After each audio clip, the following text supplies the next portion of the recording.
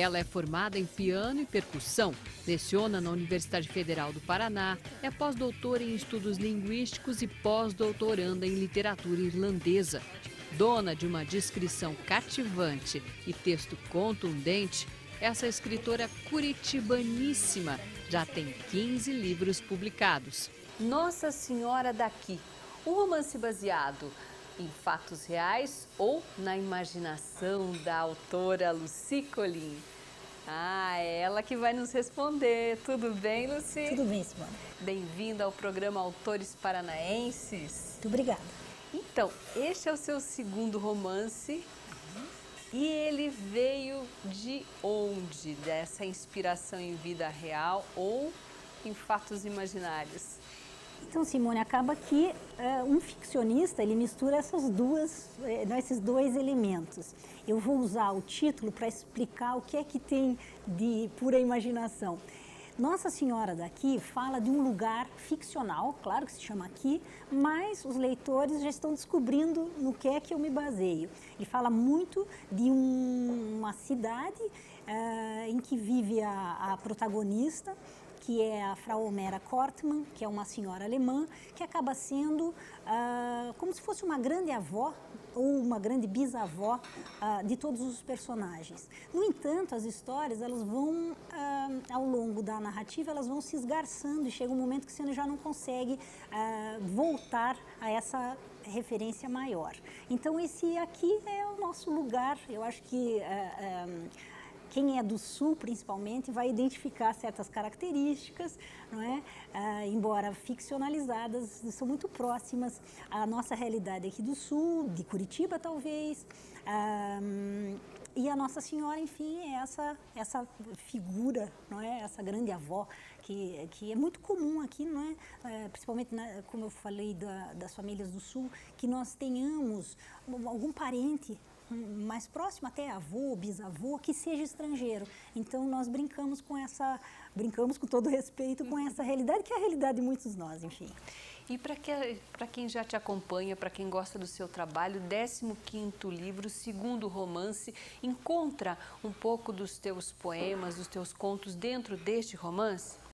A gente vem sempre num contínuo, né? A gente vem numa construção e cada escritor acaba, pelo menos busca muito, não sei se consegue, né? Então vamos assim pensar nessa possibilidade de que realmente representa como se fosse uma personalidade literária que você vai tentando desenvolver. Então é assim, eu comecei escrevendo para teatro, escrevi 6 peças, já isso lá nos idos de 1984, já faz mais de 30 anos que eu publico. E depois passei para poesia, publiquei meu primeiro livro justamente em 84, era um livro de poesia, algumas publicações de poesia, passei para ficção curta, para os contos, e também tenho alguns livros de contos, e aí tenho, como você falou, esse é o meu segundo romance, tenho um outro romance anterior, voltei para a poesia recentemente, então é assim, tem um pouquinho de cada transitando. E naturalmente, conforme a tua pergunta, eu espero mesmo que nesse livro tenha um pouquinho de cada momento, né, dessa minha trajetória. E tem aqui um livro que eu estava olhando antes, que faz uma ligação bacana da tua formação como pianista, percussionista, com a literatura, e você traz um pouco de tudo isso, dedilhando as letras, digamos assim. Então, é aquela história, não é, individual. Eu tive uma formação e inclusive cheguei a ser profissional da área da música. Então é claro que você vai carregar, né, as histórias e as experiências. E eu fiz esse livro que se chama Vozes no Divertimento, brincando com a forma musical divertimento.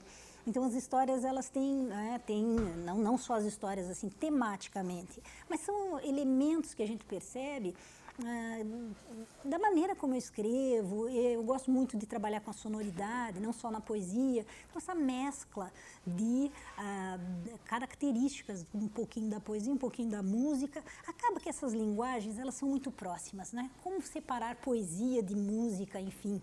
Então eu acho que vem da minha própria formação. E não só nesse livro, eu acho que isso se espalha, vai impregnando, né, todo o meu fazer literário. Tem, assim, livros seus que são tidos como uma literatura muito gostosa de ler, mas essa literatura que é muito boa de ler, ela tem uma técnica muito apurada. Isso dá trabalho, não parece, mas é um texto, quanto mais simples, parece que mais trabalho dá para escrever. Eu acho que na literatura, claro, a gente tem uma noção que você escrever é puramente, né, você combinar ali as frases com um fluxo, não é bem assim. Se você compara a linguagem literária com alguma outra linguagem artística, a gente vê que, por exemplo, vamos pegar um músico. O músico, ele tem anos na sua formação de dedicação. Se você estuda um violino, você vai praticar aquilo. E o resultado que você obtém nessa prática é de anos, né? Anos de estudo. Enfim, na literatura é a mesma coisa. Você tem, né, por trás do que aparentemente, né, parece mais simples, porque, enfim, você trabalha com as palavras são cotidianas. Mas por trás sempre existe uma maneira, não é, de falar. E eu acho que tem peculiaridades em cada voz literária, cada escritor, ele vai também, como eu disse anteriormente, ele vai construir isso, ele vai desenvolver, não é, essa sua expressão. Então, realmente, tem todo um passar também por esse lado técnico, né, de domínio formal, enfim. Mas depois, o bacana é quando é assim, quando você também já superou esse momento da tua formação e aí você escreve livremente, mas estarão embutidos todos esses elementos formais, não é? Está tudo ali, não é? Você já está nessa fase, que está livre, mais liberta, com menos preocupação. Assim, eu sou considerada uma experimentalista, não sei se isso é muito bom ou muito ruim, enfim. Eu sempre gostei de levar a linguagem para limites, tentar trabalhar dentro desse limite. E aí eu preciso muito de uma combinação que é o meu texto com um leitor que queira muito decodificá-lo. Então, né, eu fiquei bem feliz quando você disse, né, que a minha literatura é prazerosa, enfim. Espero que seja, porque é mesmo um pacto. Os meus leitores, eles via de regra, ou o leitor, enfim, que terá essa fruição do meu texto, eu preciso muito dele, que ele esteja comigo justamente para ver quais são essas brincadeiras, quais são esses jogos, não é, de linguagem, também de estrutura. Enfim, eu preciso muito dos leitores comigo. E tem tido esse retorno na conversa informal, durante os lançamentos dos livros? Porque também tem isso, né? O autor, ele tem esse contato com o leitor. Tem uma coisa muito importante que às vezes eu escuto assim novos escritores, né, jovens, enfim, ou alguém começando uma carreira, ou tentando iniciar uma carreira e fala: "Não, eu escrevo só para mim", ou isso não existe. A gente escreve para o outro e precisa muito desse outro. Enfim, depois de 30 anos aí na estrada, a gente, claro, tem muitas alegrias. É um processo demorado, não é? Que você projeta, sobretudo pelas características da minha literatura, né? Ela não é uma literatura assim tão simples, não é? Enfim, mas ao longo desses 30 anos, me alegra muito ver agora, né? Nesse romance novo que foi lançado recentemente, eu já tenho recebido retornos que vão assim desde nossa, eu ri tanto com o seu livro, aquelas histórias, eu ri do começo ao fim. E ontem, inclusive, alguém me mandou um e-mail e me disse: "Olha, eu chorei muito com o seu livro". Então eu fico feliz porque você tem um certo nível esses sentimentos de provocação, não é? De você, enfim, despertar justamente essas emoções, por mais díspares que elas possam parecer. Enfim, esse trânsito emocional que a gente acaba gerando. Me alegra muito, claro. Eu te fiz aquela pergunta antes, até porque, por ser professora da Universidade Federal do Paraná, muita gente deve perguntar, mas eu quero começar a escrever, como é que eu faço, como é que você consegue? Uhum. Olha, essa pergunta, essa consideração sua, ela tem muito a ver com o que eu disse antes em relação à formação. Um bom escritor, ele precisa, não é só você ler, né? Você precisa amalgamar todas essas experiências. Muita leitura, mas muita prática também. Você tem que escrever e sempre.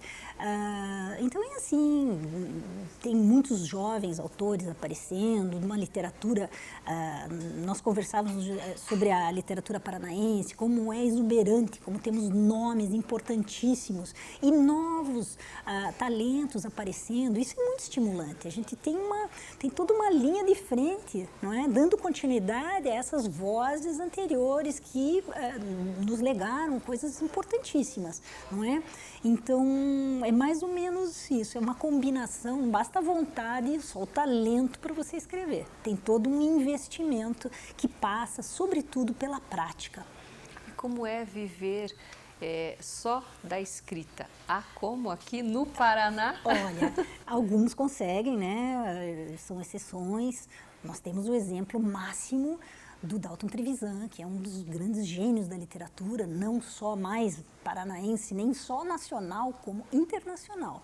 Mas eu acabei tendo essa felicidade que, como eu sou professora de literatura, então eu posso dizer que eu vivo de literatura, não da minha, mas da literatura dos outros. Mas, enfim, eu acho que sim, a gente tem que pensar que você vai se profissionalizando e que tem toda uma relação com a tua produção, né, que você espera, enfim, que as pessoas entendam qual é a sua perspectiva e aquela coisa assim, ai, puxa, eu sou artista, por favor, me perdoe, né? Isso é coisa do século XIX, em que, não é, a arte, acho que a arte vem sendo valorizada, não na medida em que gostaríamos, mas, não é, isso passa por outras condições que fogem um pouco à condição imediata de escrever.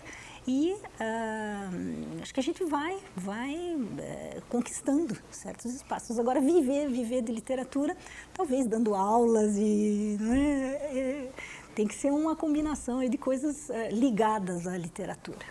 E essa tua personalidade, ela acaba sendo interessante na hora de escrever, porque você é uma pessoa discreta, como já foi falado ali no início dos seus livros, e isso é coisa do paranaense, isso é seu, isso veio da sua família, veio da sua educação, como é que é? Olha, claro que aqui nesse romance tem elementos autobiográficos, não é? Então se configura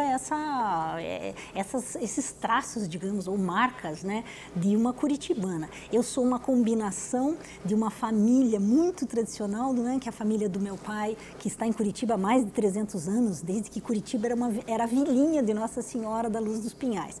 Com a família da minha mãe, que é uma família de mineiros, que são muito alegres, enfim. E eu acho que eu consegui aí misturar essas duas, né, duas características, né, meio regionais. Mas o curitibano realmente, ele é muito fechado, por conta até do nosso clima, da nossa formação, tem a coisa da várias etnias, a gente tem várias justificativas para essa coisa sisuda que é o curitibano.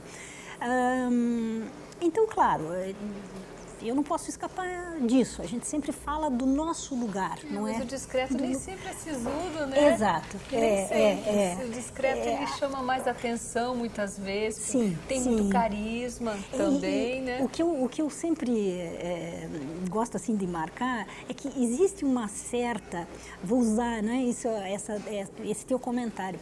Existe uma certa preocupação, assim, porque a arte ela tem que ser uma expressão de grande dor, de grande tristeza, de grandes dramas, não é? Eu tenho uma literatura que explora também outras possibilidades de que através do irônico, do fracasso, do patético, não é? A gente possa também rir das nossas próprias limitações. Então tem algumas coisas supostamente, assim, ao longo da minha obra, supostamente engraçadas, mas que tem aquela tensão da reflexão, não é? E eu concordo com você, nem sempre o discreto é o sisudo. Às vezes esse discreto, ele também tem esse saldo, né? Ele tem esse espaço para o irônico, para a reflexão, enfim, para uma condução de reflexão, que seja mais filosófico, não é? E não necessariamente exclusivamente do dramático, não é? Pode ser também do tragicômico. Gosto muito de brincar assim, com situações que aparentemente são engraçadas, mas aí você vê que bom, estamos rindo de nós mesmos, né? Então, essa é a nossa dica de leitura de hoje, né?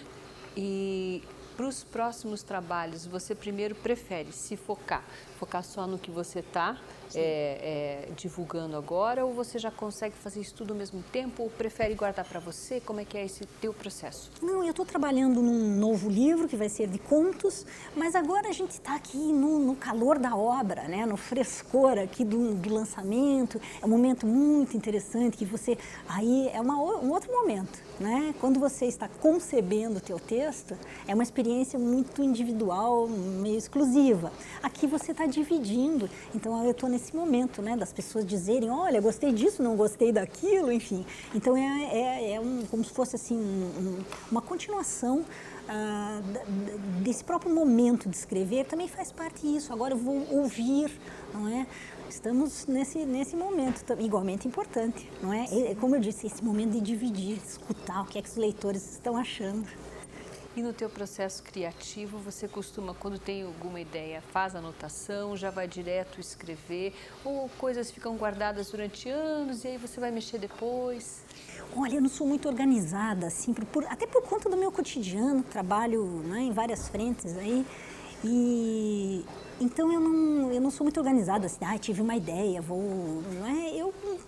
Em alguns momentos, aí eu sento, vamos escrever, é meio quando aparece essa oportunidade. Até gostaria de ser mais organizada, mas cada um tem a sua, né, tem a sua expressão. Tá certo, então, para a gente finalizar, tem algum livro que você indica para ler primeiro ou não? A gente pode começar por qualquer um deles e vai adorar. Eu não sei se vocês vão adorar, mas eu vou acreditar que sim. Mas eu queria, então, indicar esse livro, que é o mais recente, né, que está mais próximo da minha maneira de escrever hoje. E também convido a todos, né, quem quiser, são 15 livros, quem quiser fazer um passeio também pela produção não tão recente, né, espero que também se divirta. Obrigada pela participação, Lucy. Obrigada. Ótimo, tudo de bom, boas ideias, Obrigada. Muita inspiração. Obrigada.